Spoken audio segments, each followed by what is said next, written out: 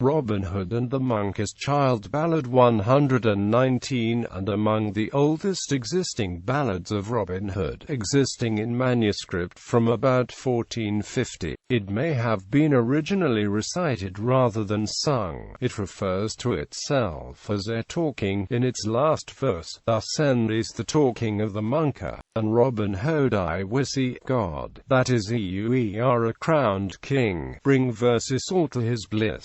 However, this is by no means certain, since the word talkyng could also mean a written discourse or information in Middle English. There are notable parallels between this ballad and that of Adam Bell, Clym of the Cloughe and Wyllyam of Cloudeslee, but whether either legend was the source for the other cannot be established. Synopsis: Little John talks of the May morning, but Robyn Hode is still unhappy, because he cannot go to Mass o' Matins. He decides to go to a service in Nottingham, inspired by his devotion to the Virgin Mary. Munke, the milner son, advises him to take at least 12 men. He refuses and goes with only Little John. On the way, he makes a bet with Little John, loses, and refuses to pay. Little John leaves him. Robyn goes to St. Mary's in Nottingham and prays. A monk who he had robbed sees him and tells the sheriff, who goes with many men and fights with him. The text breaks off at this point. Neither Robyn's capture nor the news reaching his men are included, but the story takes up with the men's shock,